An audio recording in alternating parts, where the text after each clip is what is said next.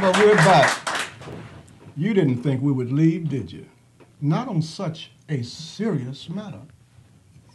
You know, there has been a time allocated and was designed before the foundation of the world that President Obama would be, and there wasn't anything that man could do about it. Listen to me, please. They are yet scratching their heads, pondering and wondering what happened. If God could, in fact, do it then, can he do it again? Of course. The scripture emphatically says that he heard his people and their cries. Oh, come on here. And he delivered them out of all their troubles. We are in trouble. And God knows we praying. There are some of us who actually believe in the power of prayer. Mm-hmm. And the prayers of the righteous does what? It availeth much. And I dare say that much with God is not like much with us. And thank God. He blesses abundantly. And he can do exceedingly and abundantly above that which we can think, ponder, or even wonder. That was an issue that came up regarding Colin Powell, an African-American gentleman who everybody loved until he made a decision. Mm-hmm. And his decision was to endorse President Obama. Things went crazy. And it goes to show you in the scripture, you beware when all men think well of you. They turned on him. But coming to his defense was Colonel Lawrence Wilkerson, who stood up, he is also a Republican, and said, you know, enough is enough, you all. And made the declaration that the Republican Party is what? Full of racists. Yes, yes, yes. What does it take for others to make a stance like that? Well, I went back in the archives of my mind. I'm old now, but I can remember the time when what he's saying now was quite fresh in the memory of people way back then. What is the difference now? You know what? I remember Joe Biden, the vice president, making a statement where my mind hadn't even gone there. And he said, this is not the Republican Party that your daddy knew. And it is so true.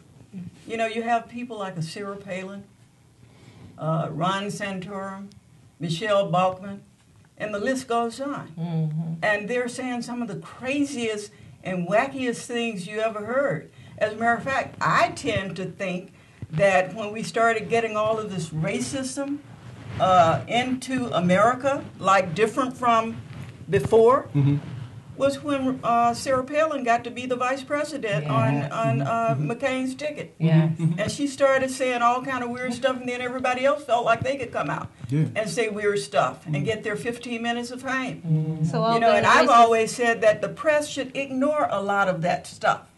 You know, because that's all they want. I mean, even John Sununu came out the other day and said the reason why Colin Powell endorsed Barack Obama was because he was black like him, so to speak. Then he came back and apologized and said, well, you know, Colin is my friend, and I believe it didn't have anything to do with the color. Well, it was too late, and you have a lot of people do that. They make the statement that they want to make. They've already gotten it out there in the atmosphere. And then they come back and say, they apologized, which doesn't mean anything to me. They said what they meant to say. They said what they meant and meant what they Exactly. But that's said. proof that the reason why President Obama should be reelected, because for the first time, this nation is mostly African American and Hispanic. It is mostly black and brown. We don't need to go backwards. No We need backwards. to go forwards. Exactly. I keep hearing Exactly. a word that bothers me, and that is back. Back. We want to go back. I'm 74 years of age. I remember what back was. The lynching. Maybe they want to Yes. go back to lynching. I don't want to go back to what used to be. And I would think that any woman would question some of the things that the Republican Party wants to do in terms of women. Yes, It's taking yes. us back to the age where they said people would pull a woman by her hair. And she Acceptable would then. do what they wanted them to do. We can't go back there. We had women's suffrage in this country. That's right. And we have gotten beyond that, and we certainly don't want to go back. And why is it so important for them to want to tell a woman what to do with her body? That's between the woman, That's right. her God, That's That's right. and her spouse. That's right. And nobody else should have Case anything closed, to do yes. with it. It has to do with money and political campaign contributions. That's what this is all about. Interesting. That's What do why you they're think? angry at the president for reducing the military budget. They want to increase it because that's more contracts for their people. Well, that's another point. More Now, money wait. in their pocket. I don't get this. I don't get the clarity. Maybe you all can. When we were at war, we didn't want war. Right, right. And the masses said, we don't want no war, we don't want no war. Bring the children home. He heard them, but he heard another voice too that said, this is not right. Bring them home. And then when we start bringing them home, there's another sound that says, who do we believe in such craziness? I tell you this, the God I serve is not the God of confusion. And we need to put some sanity into a very insane situation. And we're going to be talking more and more and more about this. And Maureen, you've got a aggregation going on here with the National Action Network.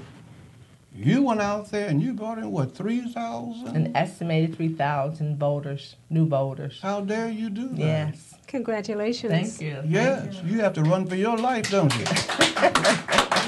Well, I have under our organization here in Chicago, we have 1,000 deputy registrars, trained deputy registrars under the National Action Network. And so the biggest thing was going down into the city of Chicago in the gang-infested area and get the young men and women who said, my vote doesn't count. We made them accountable for their time. We trained 250 young men and women in one day, and they in turn were assigned so many people that they need to go and register. So now we have the young men who will be outside shooting and fighting or whatever. Now they have a responsibility. When you give the young people a responsibility and make them accountable, then they will come back and serve. You would notice in some of the areas, like in the Woodline area, the violence is kind of down. It's kind of down. And so we have, and they all went to the polls early to vote because here in the city of Chicago, we plan to have some sweeps. There will be some sweeps on November 6th. The L's will stop, the subways will stop. They will be picking up young men and women off the street, trying to detain them from voting. So that's going to happen. It has never failed. So This we is don't want them to unbelievable. vote. Well, we want our audience to get involved in what we're talking about here, because if you see something going on that is wrong, the question becomes, what are you going to do? Don't see? Don't hear? Will we stand idly by and pretend it away? We can't do that. Exactly. I would suggest very seriously, Juanita Bratcher, editor, publisher of Copyline News Magazine, that somewhere that we publish telephone numbers where people can jump on those cell. We talk about everything from the time we leave our house to the time we get to work. Call these important numbers and allow people to know what is going on in the street that is in positioning our people from voting. If there's something going on, we just ought to be able to say, it's not, listen, That's right. it's not going to happen this time. I do that every year. Do you do that? Juanita does too. They do that. Yeah. You know, the Board of Elections, you call them, because they'll have people working at the poll and try to challenge you, and they can't challenge you. As a matter of fact, I was watching the news yesterday, and they were talking about this secret thing that Romney had taught people, trained people, his campaign, on how to challenge people at the polls, but do not say you're working for the Romney campaign. You know. And I'm glad she mentioned that. If they approach me, they won't like what they hear. And it'll be a lot of more people the same way that I am. You know, just don't pay any attention to them. Because they're even saying that people were called, not here in Illinois, and told that the election day was November 8th. Right. Instead of the 6th. Right. So they're playing all kinds of games. And the best thing to do is to call the Board of Elections, no matter where you are. They should be able to give you the right information. And then on election day, they have so many people from the state's attorney's office, you know, that monitor these elections and whatever. So usually the media publishes numbers, you know, if you have a problem at the polls. Or Well, I know that they do. I know mainstream press has a tendency to bury things and say, we printed it. Right. But you are one of our people. And I want people to understand that if you've ever wondered what happened to Juanita Bratcher and the Chicago Defender, she's not there, but she's doing greater work. Yes. And she's doing it with CopylineMagazine.com. And you can get all of the updated new news ongoingly. If you are not acquainted with the computer, get your young person there. Have them to watch her site. And once again, we have to reiterate with our people what time of day it is. Right. Because we are the most forgiving and forgetting people on the face of this earth. The devil will bombard us today and we'll forgive him, and tomorrow we'll vote for it. well, you know, there were two things here in the city of Chicago that I came upon, and one of them, we have her husband sitting in the audience, Johnny Acuff, and she had gotten some of these forms about, you know, people who were running for office. They had a referendum on the ballot here in Illinois calling for an elected school board. But there were certain wards that were not on there that would be voting for the referendum. Right. And so I promised Mrs. Acuff that I would call and find out why. Well, I called the Board of Elections, and they were saying the reason why is that these wards that were listed were wards where people had gotten petition signatures. And so it was only where the signatures were put together and passed in that they can vote on this referendum.